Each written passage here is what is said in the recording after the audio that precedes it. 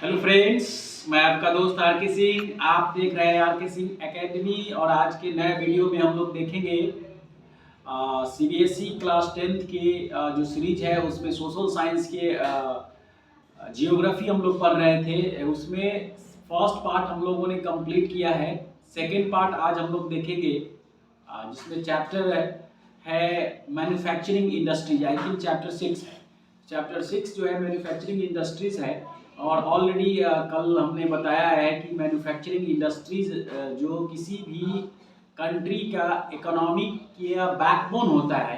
यानी आप जब तक मैन्युफैक्चरिंग कंटिन्यूअसली नहीं चलती रहती है तब तक वो प्रोसेस स्टॉप हो जाता है इकोनॉमिक का। जैसे अभी हम लोगों ने कल डिस्कस किया था इसमें कि कोविड-19 के कारण हमारा देश का जो मैन्युफैक्चरिंग सेक्टर्स है उसमें जितने सारे डिफरेंट सेक्टर्स हो, टेक्सटाइल हो, ऑटोमोबाइल सेक्टर्स हो, वो सारे के सारे स्लो हो गए थे। तो कहीं ना कहीं इसके क्या सॉल्यूशन है और भी क्या इसमें चेंजेस हो सकते हैं according to NCERT book class 10th के अकॉर्डिंगली हम लोग इसको लाइन बाय लाइन आगे देखते हैं। तो आज हम लोग देखेंगे जूट टेक्सटाइल। कल हम लोगों ने देखा था कंप्लीटली टेक्सटाइल इंडस्ट्रीज में कॉटन देखा था, राइट। तो कॉटन के बाद जो बिगर जो इंडस्ट्री है हमारे देश की कंट्री का वो है jute industries. So India is the largest producer of raw jute and jute goods.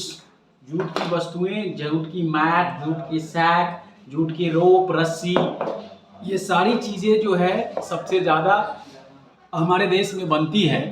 और मैं बता दूं आपको कि आज़ादी के पहले सबसे ज़्यादा, क्योंकि बांग्लादेश जो था यानी पाकिस्तान, जो पूर्वी पाकिस्तान और पश्चिमी पाकिस्तान, वो अपना ही देश में था, अपना ही देश का हिस्सा था।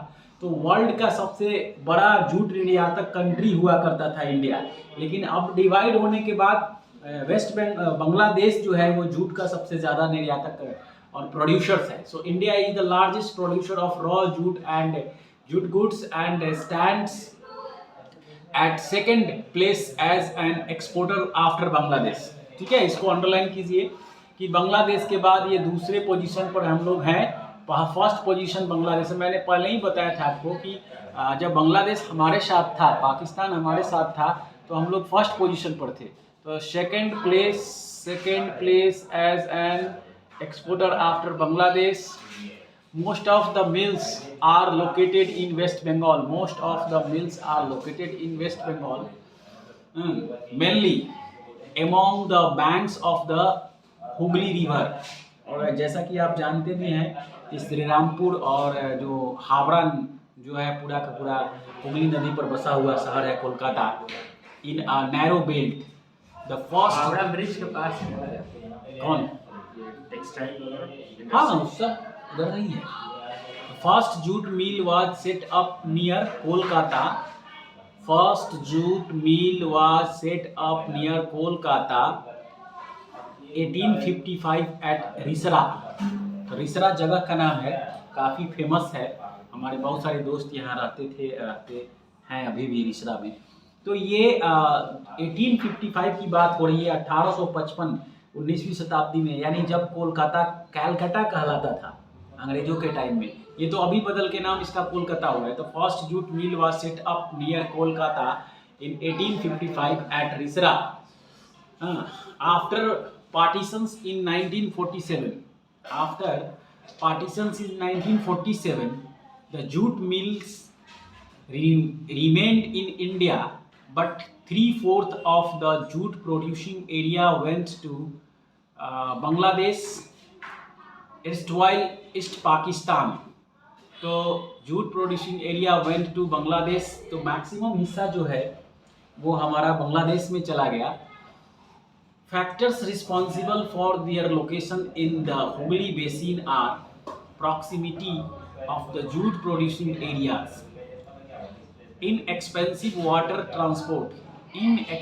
water transport supported by a good network of railways, roadways and waterways to facilitate movement of raw materials to the mills, abundant water for processing raw jute, cheap labor from west Bengal. तो कारण क्या था कि jute के लिए जो अनुकूल climate चाहिए और मिट्टी चाहिए वो वहाँ पर अवेलेबल है। यही मेन रीजन है इसका। The factor responsible for their location in Hooghly basin, Hooghly नदी का निचला हिस्सा जो है उसके लिए इम्पोर्टेंट है। Approximately of the jute producing areas in expensive water transport supported by a good network of railways, roadways and waterways to facilitate movement of raw material to the mills. Abundant water for processing raw jute, cheap labor from West Bengal and adjoining states of Bihar. Adjoining states of Bihar. तो ये बिहार से भी connect है हमारा, नज़दीक में waste Bengal, Jharkhand है, झारखंड भी तो कट के बिहार से ही बना है। Orissa and Uttar Pradesh, Kolkata as a large urban centre, Kolkata as a large urban centre provides banking, insurance and port facilities for export of jute goods. Kolkata nearest. अब मैं आपको बता दूं कि इसको समझने के लिए जूट को बिहार से जब झारखंड नहीं बना था तब से लेकर अभी बनने के बाद तक बता दूं, सबसे ज़्यादा वर्कर्स बिहारी थे जूट के मिल में, सबसे ज़्यादा। बंगाली उतना नहीं थे जितने बिहारी थे, रिसरा से लेकर जितना सारा एरिया जो भी है सब, यानी हर घर से एक जूट की फैक्ट्रीज में काम करने वाले लोग थे, स्किल्ड हो या अनस्किल्ड हो। तो काफ़ी ज़्यादा लेबर इजीली अवेलेबिलिटी होनी चाहिए जो जूट के लिए बनाने के लिए। उस फैक्ट्रीज में, मिल में जूट का बोरा बनने वाला जो था, मैट बनता है और भी बहुत सारी चीज़ें जूट की बनती थी। एक समय ऐसा था कि जूट जो है चीनी की सैक्स हो, गेहूं की बोरी हो, चावल की बोरी हो, सबसे ज़्यादा इस्तेमाल होती थी। लेकिन जैसे ही प्लास्टिक के सैक्स बनना शुरू हुआ, थैले बनने शुरू हुए, प्लास्टिक जितनी तेज़ी से उसकी मशीनरीज आए और उस जूट के सैक्स मतलब बोरा, समझ रहे हैं ना, बोरी, उसका जगह ले लिया और उसके बाद से अभी तक डिक्लाइन ही होते हैं जूट की फैक्ट्रियां और जूट का प्रोडक्शन जो है एंड कल्टीवेशन जो है, खेती है, वो कम हो गया है। तो इस हिसाब से देखा जाए तो कहीं ना कहीं जूट जो कम होने का सबसे बड़ा ये सिंथेटिक जो आइटम्स आया वो हो गया। दूसरा चीज़, लोग देखते हैं कि काफ़ी स्ट्रॉन्ग है प्लास्टिक, तो प्लास्टिक का इस्तेमाल करना, फैक्ट्री में फिनिशिंग मजबूत होना, वाटर में, पानी में सड़ने गलने में बहुत टाइम जल्दी नहीं सड़ता गलता है। तो ये सारी चीज़ें देखने के लिए लग रहा था लोगों को कि इम्पोर्टेंट है। दूसरा चीज़ मैं बता दूँ आपको कि जूट के लिए जो ऐसे देखा जाए नेचर के हिसाब से तो जूट बहुत गुड है, इट्स अ बायोडाइवर्सिटी बेस्ड है, आसानी से ये डिकम्पोज हो जाएगा, सड़गल जाएगा, वातावरण को बहुत अच्छा क्लाइमेटिक सिचुएशंस बनता है। तो ये हमारे वायुमंडल के लिए बहुत बढ़िया है। लेकिन अब इस हिसाब से इंसान देखता है कि एक बार चीज़ें खरीदे, उसका लॉन्ग लास्टिंग हो, काफ़ी स्ट्रॉन्ग हो, मजबूत हो, उस हिसाब से जूट उतना मजबूत नहीं रहा। इंस्टीड ऑफ, जब तक कि प्लास्टिक नहीं आई थी, प्लास्टिक के आने के बाद जूट का वो जगह ले लिया। सो challenges faced by the industry include stiff competition in the international market from synthetic substitutes and from other competitors like Bangladesh, Brazil, Philippines, Egypt and Thailand। यानी जब तक ब्राज़ील, फिलीपींस, इजिप्ट, थाईलैंड नहीं आया था तब तक बांग्लादेश की जय थी, बांग्लादेश और वेस्ट बंगाल अपने इंडिया का। लेकिन मार्केट में जैसे ही इन लोगों ने प्रोडक्शन शुरू किया जूट का, तो एक तो ये हो गया, फॉरेन कंट्री में जूट का एक्सपोर्ट स्लो हो गया। इसके बाद जो सिंथेटिक सब्स्टिट्यूट की बात हम लोग कर रहे हैं, जो प्लास्टिक की सैक्स की, वो सबसे ज़्यादा डैमेज वो किया उसने, सबसे ज़्यादा। So however the internal demand has been on the increase due to the government policy of mandatory use of jute packaging to stimulate demand. The products need to be diversified. The main markets are USA, Canada, the main markets are USA, Canada, Ghana, Saudi Arabia, UK and Australia. The growing global concern for environment friendly. तो देख लीजिए, the main market are USA, Canada, Ghana, Saudi Arabia, UK and Australia. ये रहे जहाँ पर ज़्यादा से ज़्यादा परचेजिंग लोग करते थे, एक्सपोर्ट करते थे, इस कंट्री में इंपोर्ट करते थे। द ग्रोइंग ग्लोबल कंसर्न यानी जिस तेज़ी से ग्लोबली ये बढ़ रहा था, इन्वायरमेंट फ्रेंडली, मैंने पहले ही बताया आपको कि इट इज़ अ बायोडिग्रेडेबल मतलब वातावरण के लिए बहुत बेस्ट है। ये ईजिली आसानी से सड़ जाएगा हमारी मिट्टी में और इसमें कोई हार्मफुल नहीं है, नेचर को कोई हार्म नहीं है। That is called the biodegradable materials has once again opened the opportunity for jute products। तो इस तरह से जूट की स्थिति ये रही, और जूट का जो इंडस्ट्रीज रहा अभी काफ़ी स्लो हो गया है। वेस्ट बंगाल में भी बहुत सारी मिल जो है, फैक्ट्रियां हैं जो क्लोज्ड हो गई due to the synthetic substitute. The next हम लोग इंडस्ट्रीज पढ़ेंगे, sugar industry. Okay, so it's also totally connected to the agriculture and the raw material found by the agriculture sectors like the sugar cane, ganna. India stands second as world producer of the sugar. Again second position है। The India stands second as world producer of the sugar but occupies the first place in the production of gur and खांडसारी। ये दो प्रकार की ये types है, मैं बता रहा हूँ, I am just going to explain. गुड़ तो जानते ही हैं, जो रेड कलर का ब्राउनिश कलर का जो बनता है, जिसको हम लोग अपनी भाषा में मीठा बोलते हैं। और खांडसारी गुड़ का ही दूसरा रूप है, वेराइटीज़ है। लेकिन खांडसारी में क्या होता है, उसमें कुछ इंग्रेडिएंट्स और मिला दिए जाते हैं, वो टेस्टी बन जाता है। सौंफ हो गया, इलायची हो गया और कुछ चीज़ें काफ़ी टेस्टी हो जाता है। तो गुड़ का ही अंश जो है खांडसारी का रूप लेता है। यानी गुड़ जब बनता है at the time of the making of the गुड़, सबसे लास्ट वाला हिस्सा जो होता है वो खांडसारी होता है। तो वो भी काफ़ी डिमांडेबल होता है। उसके भी बहुत सारे प्रोडक्ट्स में जो भी खाने वाली जो वस्तुएं बनती है उसमें खांडसारी का भी इस्तेमाल होता है और गुड़ का भी इस्तेमाल होता है। The raw material used in this industry is bulky. बहुत ज़्यादा रॉ मटेरियल मतलब गन्ना ज़्यादा चाहिए, उसके रस बना करके फिर उसको बॉयल करके सुखाते जाकर गुड़ का छोटा लिक्विड बन जाता है। डस्ट बनने के बाद, जैसे हलवा कैसे बनाते हैं, सूजी को पानी डाल करके उसको खौलाना शुरू किए और उसके बाद पानी सूखते वो बॉइल्ड हो गया, वो पक कर तैयार हो गया। यहाँ भी सेम टेक्निक है।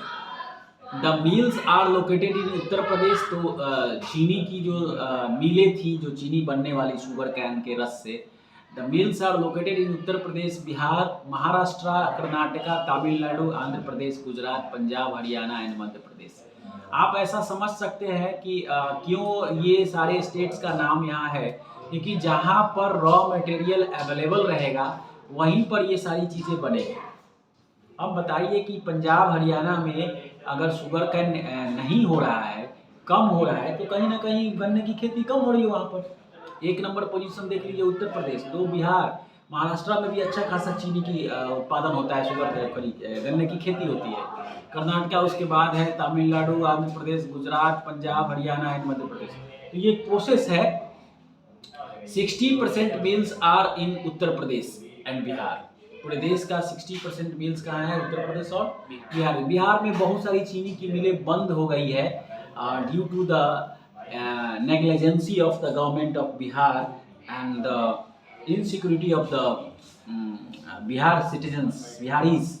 हाउ कैन से द, अभी मैं बता दूं आपको कि बिहटा में एक हमारा चीनी मिल था बिहार में। वैशाली डिस्ट्रिक्ट में गोरौल चीनी मिल था, वो भी बंद हो चुका है। भोजपुर में भी कहीं उधर साइड में चीनी मिल थी। तो कहीं ना कहीं अभी आप देखने के लिए दिखाई आपको देगा कि गन्ने की खेती इस एरिया में बहुत स्लो हो गया है, कम सा हो गया, एकदम ख़त्म सा हो गया। हमारे गांव में भी गन्ने की खेती हुआ करता था आज से 15 साल पहले, 20 साल पहले मैंने देखा है, बट नॉट नाउ। लोग इसके बहुत सारे रीज़न बता देता हूँ मैं आपको। एक तो ये काफ़ी लंबा टाइम लेता है खेती में, और करीबन एक साल का 12 महीने 10-12 महीने ये ले लेता है। 10-12 महीने की एक फसल को कल्टीवेट करने में लोग सोचते हैं कि 3 फसल हम उसको उपजा लेंगे। तो 3 फसल में कभी हम लोग चना दाल का दलहन हो गया, तेलहन हो गया, मस्टर्ड ऑयल हो गया, और भी रेंजिड तीसी हो गया, मटर हो गया, गेहूं के सीजन में गेहूं हो गया, धान के सीजन में धान हो गया। लेकिन जो लंबे वाला जो हो गया ये, तो उतना लोगों के पास पेशेंस नहीं है। कारण एक तो मैंने बताया लॉन्ग टाइम, दूसरा चीज़ क्या है, इसमें अगर लोगों को सेफली, अगर एनिमल्स अगर लोग नहीं उसको सिक्योर करते हैं तो वो लोग खा जाते हैं, जानवर खा गए, लोग उसकी सिक्योरिटी सुरक्षा नहीं मिली, तो उसका नुकसान हो गया। एक तो 12 महीने का इंतजार किया, उसके बाद पता चला गन्ना काफ़ी कमज़ोर हो गया, क्योंकि इतनी बार मवेशी ने उसका दोहन कर लिया, उसका शोषण और दोहन, मतलब वो अपना भोजन बना लिया, आहार बना लिया किसी भी फसल को, तो कमज़ोर होगा ही होगा।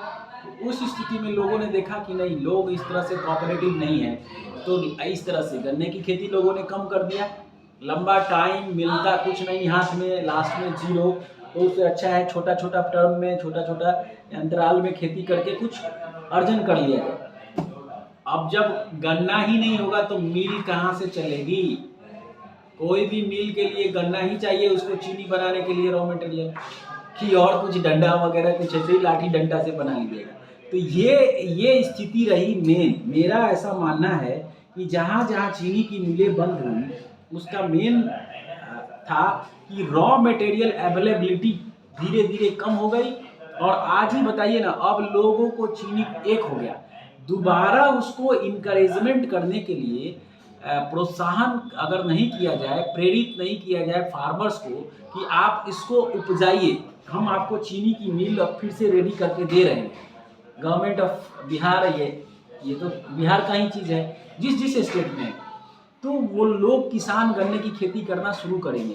क्योंकि अब यहाँ से तो महाराष्ट्र तो नहीं ले जाएंगे हम चीनी अपना बनवाने के लिए, गन्ना को भेजेंगे, महाराष्ट्र कितना डिस्टेंस है, तो नियर अबाउट लोग चाहते हैं कि अगर भोजपुर जिले में गन्ना की खेती करें तो भोजपुर में ही कहीं गन्ने का मिल हो, चीनी मिल हो, जहाँ पर चीनी तैयार हो रहा हो, हमारा कोई खरीद ले पूरा का पूरा, न कि हमको जाना पड़े वैशाली, गुड़ौल में, भागलपुर में, इतना दूर। तो वो चीज़ ये एक हो गया। So 60% mills are in Uttar Pradesh and Bihar. This industry is seasonal in nature, so it is ideally situated to the cooperative sector. Can you explain why this is so? In recent years, there is a tendency for the mills to shift and concentrate in the southern and western states. Southern and western state. Especially in Maharashtra, this is because the cane produced here has a higher sources content. The cooler climate also ensures a longer crushing season. Moreover, the cooperatives are more successful in these states. Cooperatives का मतलब क्या है यहाँ पर मैं आपको बता देता हूँ। देखिए, कोऑपरेटिव एक प्रकार का बैंकिंग सिस्टम्स है, सपोर्ट के लिए होता है, यानी इसको हिंदी में बोलते हैं सहकारी बैंक। कोऑपरेटिव का मतलब होता है सहकारी, यानी सहकारी जो बैंक है वो किसान को सीधे सीधे लोन प्रोवाइड करा करके उनको मदद करते हैं। जैसे मैंने अभी कहा कि बिहार सरकार को इस तरह से गन्ने की खेती के लिए कुछ सब्सिडी देनी चाहिए थी, कुछ लोन प्रोवाइड करना चाहिए था कि किसान जो है इस लंबे फसल के लिए भी अपना ज़मीन को थोड़ा रखे, यहाँ गन्ने की खेती भी करना शुरू करें। अदरवाइज आज के डेट में ऐसा हो जाएगा कि धीरे धीरे गन्ने की खेती कम हो जाएगी और जनसंख्या जिस तेज़ी से बढ़ रही है, चीनी की डिमांड तो बढ़ेगी, गुड़ की डिमांड बढ़ेगी। तो गुड़ की डिमांड, चीनी की डिमांड बढ़ने से अगर हमारा अगर आयात कम हो जाएगा तो हम दूसरे जगहों से मंगाएंगे, दूसरे स्टेट से मंगाएंगे, तो दूसरे स्टेट से मंगाएंगे तो ट्रांसपोर्टेशन चार्ज महंगा हो जाएगा, मंगाने का भाड़ा। कहीं ऐसा ना स्थिति हो जाए कि हमको दूसरे कंट्री से मंगाना पड़े। एक बार हुआ है, चीनी हम लोग पाकिस्तान से खरीदे हैं, अभी 10 साल के अंतराल की ही बात है। तो ये स्थिति अगर हो जाए कि चीनी आपको अपने कंट्री में उस मात्रा में अवेलेबिलिटी नहीं रहे, स्टॉक कम हो जाए, तो दूसरे कंट्री से खरीदेगा। अब दूसरे कंट्री से, एक स्टेट से दूसरे स्टेट से खरीदने के लिए ही तो टैक्सेस वगैरह उसके चार्जेस बढ़ जाएंगे, तो फिर उधर की तो अलग बात है। आप समझ सकते हैं कि हम इसका एग्जांपल पेट्रोलियम प्रोडक्ट से दे रहे हैं कि पेट्रोल की जो अवेलेबिलिटी है सभी जगह है, लेकिन ड्यू टू द ट्रांसपोर्टेशन हर स्टेट में अलग अलग पेट्रोल का चार्जेस है और डीजल का। मालूम है कि नहीं आपको? हर स्टेट का पर लीटर चार्जेस अलग है। दिल्ली का अलग है, चेन्नई का अलग है, कोलकाता अलग है, पटना अलग है, गुजरात अलग है, लखनऊ अलग है, क्योंकि उसमें दो टैक्सेस हैं, एक सेंट्रल गवर्नमेंट का टैक्स, उसके बाद बिहार सरकार का टैक्स। फिर कितना ले रही है, कितना बिहार सरकार छूट दे रही है, लाने में उसको पाइपलाइन से ला रही है कि बड़े बड़े तेल के टैंकर से आ रहे हैं, बरौनी रिफाइनरीज जो हमारे बिहार में लगा हुआ है। तो ये एक बहुत बड़ा मसला है, जिससे कि निकट भविष्य में अगर ये चीनी की जो हम लोग बात कर रहे हैं शुगर कैन की, इस पर स्टार्टअप नहीं किया गया तो बहुत दिक्कत हो जाएगी। So in recent years, there is a tendency for mills to shift and concentrate in the southern and western state. Especially in Maharashtra, this is because the cane product produced here has a higher sources content. The cooler climate also ensures a longer crushing seasons. Moreover, the cooperatives are more successful in these states. Major challenges include the seasonal nature of the industry, old and insufficient methods of production, transport, delay in reaching cane to factories, and the need to maximize the use of bases. तो ये हमने देखा अभी आपको sugar cane industries के बाद हम लोग देखेंगे मिनरल बेस्ड इंडस्ट्रीज। अगला देखेंगे हम लोग मिनरल बेस्ड इंडस्ट्रीज। तो इसमें आप देख सकते हैं मिनरल बेस्ड इंडस्ट्रीज में industries that use minerals and metals as raw materials are called mineral based industries. Can you name some industries that would fall in this category? देखिए यहाँ से स्टार्ट हो रहा है हम लोगों का iron and steel industries. Iron and steel industries, mineral based industries की बात करें तो ये है पहला इंडस्ट्रीज आयरन एंड स्टील। ये हम लोगों ने देखा था, ये आधारभूत इंडस्ट्रीज का, मैन्युफैक्चरिंग का सबसे इम्पोर्टेंट जो इंडस्ट्रीज है वो आयरन एंड स्टील है। कल भी मैंने बताया था आपको कि कोई भी दुनिया की फैक्ट्री मैन्युफैक्चरिंग सेक्टर्स में इंडस्ट्रीज हो, आयरन सब जगह सब चीज़ों में लगता हो, टेबल चेयर से लेकर दरवाजा खिड़की हर चीज़ में आपको आयरन लगेगा।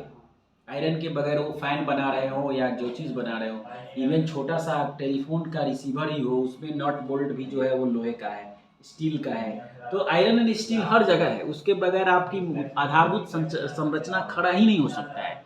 ये बहुत इंपॉर्टेंट है।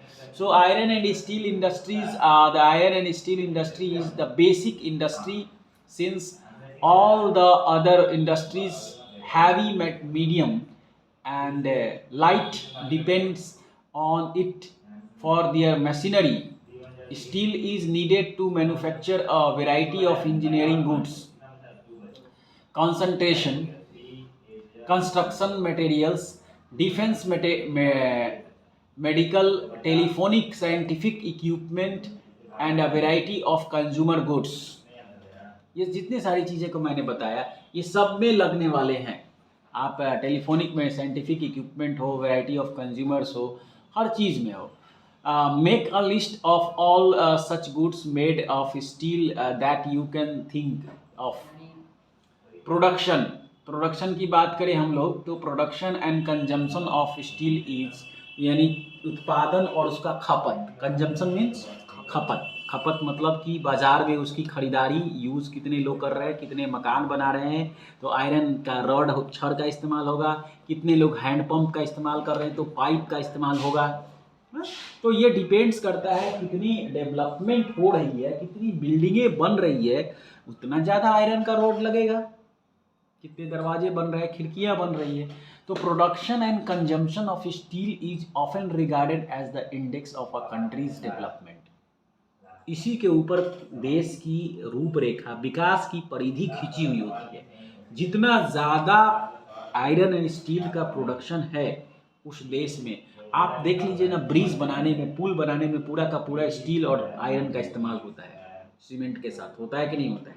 तो स्टील कहीं ना कहीं रेलवे ब्रिज बन रहा हो, रोडवेज ब्रिज बन रहा हो, पेडेस्ट्रियन बन रहा हो, अपने शहर में अभी बना बना है ना, वो ओवर ब्रिज बना हम लोग का, रेलवे क्रॉसिंग के ऊपर बना, ठीक है ना। फिर अभी और जो गुमटी है, दुर्गा जी का मंदिर है, वहाँ पर भी वो बनने जा रहा है, कुछ तो फुटप्रिंट बन रहा है पैदल पार करने के लिए। आपको पता नहीं होगा, उधर गए नहीं होंगे, बसेस वगैरह आती है तो आप ध्यान दीजिएगा।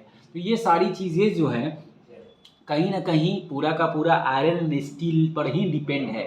मतलब कि किसी भी इंडस्ट्रीज का बैकबोन इंडस्ट्रीज है वो आयरन एंड स्टील इंडस्ट्रीज है, बस सीधा भाषा में इसको समझना है। So countries development, iron and steel is a heavy industry because of all raw materials as well as finished goods are heavy and bulky, entailing heavy transportations cost. Iron ore, इसका raw material ये है iron ore, dust जो होता है उसको फिर iron ore से गला उला करके कुकिंग कोल, जिससे खाना बनता है, कोयला, cooking coal and limestone and required in the ratio of approximately. देखिए ये इसको अंडरलाइन कीजिए, 4:2:1 ये रेशियो है। इस रेशियो में मिलाकर के आयरन एंड स्टील तैयार किया जाता है। तो सबसे ज़्यादा आप समझ लीजिए यहाँ पर क्या है, पहला है आयरन ओर 4। तो जितना आयरन ओर आप ले रहे हैं, मान लीजिए 4 क्विंटल आपने आयरन ओर लिया, समझ लीजिए मात्रा कैसे है, रेशियो। तो 2 क्विंटल आपको कोयला लेना होगा और 1 क्विंटल आपको लाइमस्टोन लेना होगा। समझ में आया? एकदम याद कर लीजिए, आज के बाद से भूलना नहीं है। लोहा बनाने के लिए ये 3 चीज़ों की ज़रूरत होती है, एकदम शुद्ध भाषा में हम समझा रहे हैं आपको। एक हो गया आपका आयरन ओर यानी डस्ट, दूसरा कोयला, तीसरा लाइमस्टोन, एक प्रकार का अलग प्रकार का पत्थर होता है, चूना पत्थर। ये तीनों को भट्टी में गला करके एकदम लिक्विड बन जाता है और फिर मशीनरीज में जिस रूप में देना, रॉड, पाइप, फ्लैट पाइप, ऐसे चदरा टाइप का जो बनाते हैं दीवार में एकदम फ्लैट, वो जिस रूप में देना है ढाल करके निकलेगा, एकदम ड्राई होगा, मशीन में सूखते जाएगा, एकदम लिक्विड तैयार, डैश। तो ये रेशियो है 4:2:1 का रेशियो, यानी सबसे ज़्यादा मैंने बता दिया मात्रा आपको कि 4 क्विंटल अगर आयरन ओर होगा तो 2 क्विंटल कोयला लगेगा, 1 क्विंटल लाइमस्टोन बने रहेगा। इसी रेशियो से लोहा तैयार होता है। तो some quantities of manganese are also required to harden the steel. अब थोड़ा सा इसमें मैग्नीज मिलाया जाता है, उसकी मात्रा होगी, इंजीनियर्स लोग जानते होंगे जो फैक्ट्रीज में बन रहा है कि कितना मैग्नीज मिलाया जाए कि वो कठोर बने, हार्ड हो। तो some quantities of manganese are also required to harden the steel where साउ। तो ये डिपेंड्स करता है कितना हार्ड बनाना है, जितना ज़्यादा मैग्नीज डालेंगे उतना हार्ड होगा, कितना फ्लेक्सिबल बनाना है, सॉफ्ट बनाना है, उसी की क्वालिटी पर होती है, मैग्नीज की क्वालिटी पर। हम लोग उस रॉड का अंदाज़ा लगाते हैं कि ए कैटेगरी का, बी कैटेगरी का, सी कैटेगरी का रॉड है। So some quantities of manganese are also required to harden the steel. Where should the steel plants be ideally located? कहाँ होना चाहिए? Where should the steel plant be ideally located? Remember that the finished products also need as efficient transport network for their distribution to the markets and consumers.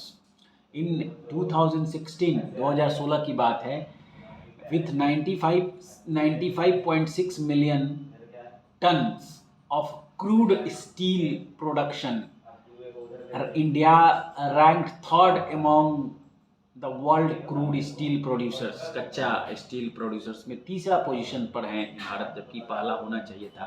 तो भी तभी कहीं ना कहीं हम लोग डेवलपमेंट में अभी पूरी तरह से नहीं पहुंच पा रहे हैं। तो जनसंख्या के आधार पर देखा जाए तो फर्स्ट पोजीशन पर हम लोग को रहना चाहिए। Third among the world crude steel producers, it is the largest producer of sponge iron। sponge iron iron का एक टाइप है।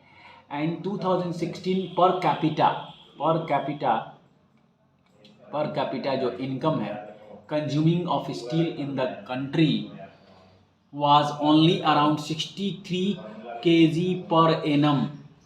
63 kg एक साल में मात्र यूज था।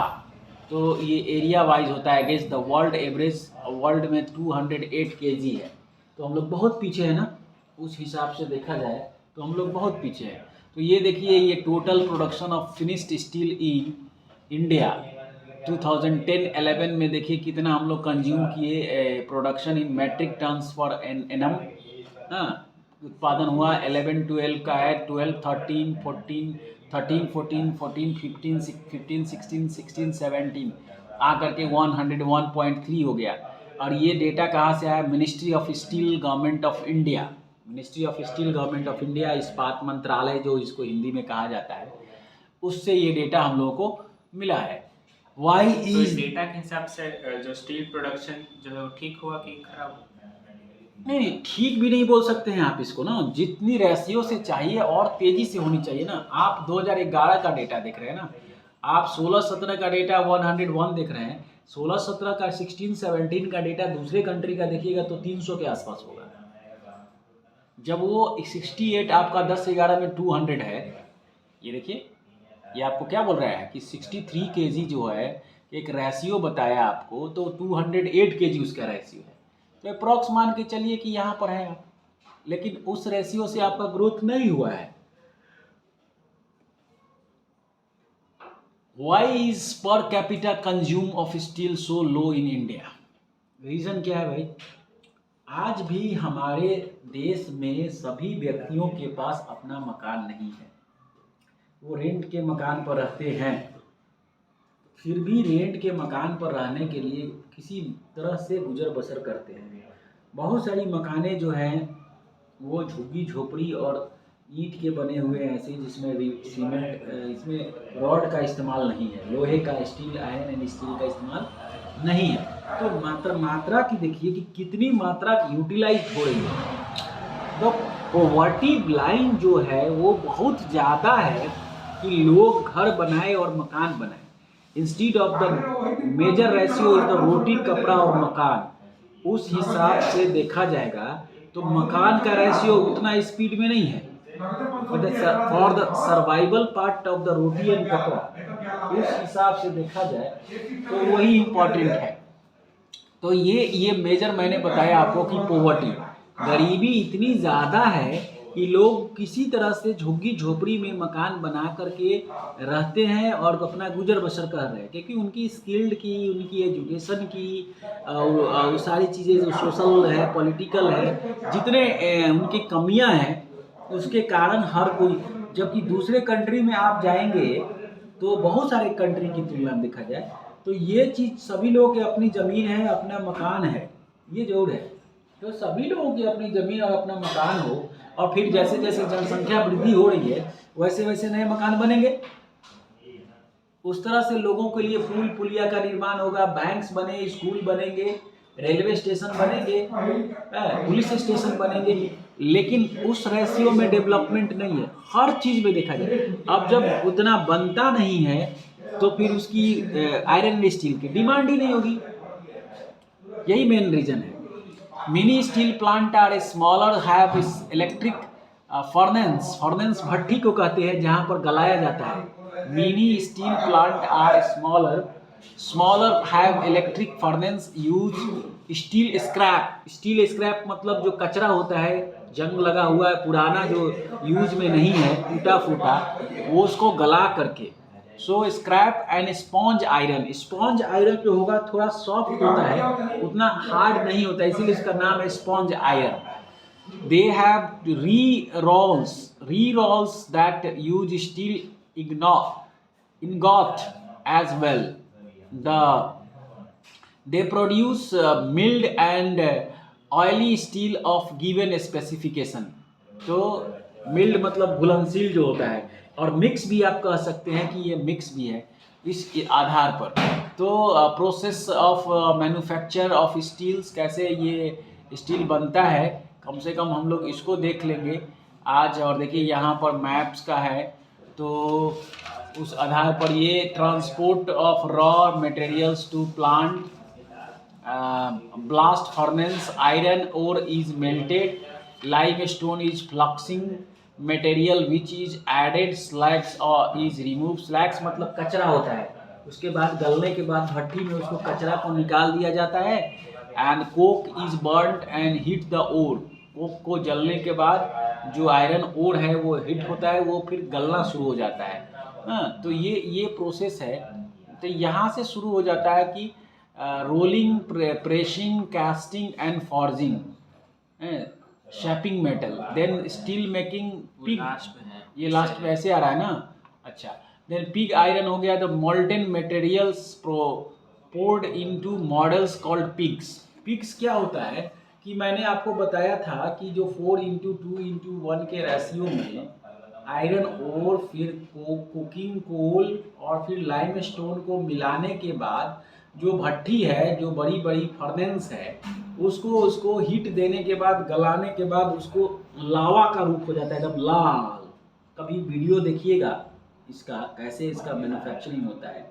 तो वो आधार पर अब वो फर्नेंस बनता है. लाल होने के बाद जो जिस शेप में आपको रॉड चाहिए, पाइप चाहिए, उस शेप को पिग बोलते हैं.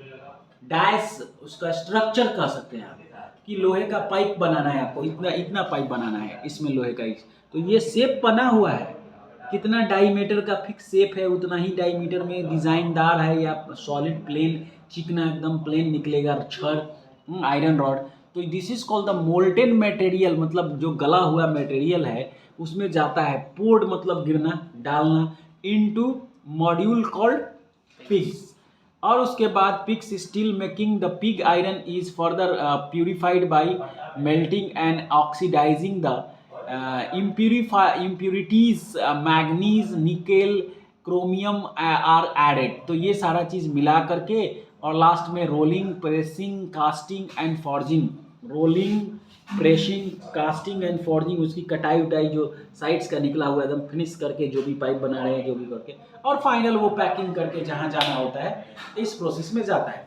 तो ये इसका ये process of the manufacture of steel का है. टुमारो हम लोग कल पढ़ेंगे ये नेक्स्ट पार्ट जब. लेकिन उसके पहले आप याद रखिएगा आयरन एंड स्टील प्लांट के देश में कहाँ कहाँ है, ये बहुत ज़रूरी है. और इस मैप के साथ हम लोग इसको स्टार्ट करेंगे.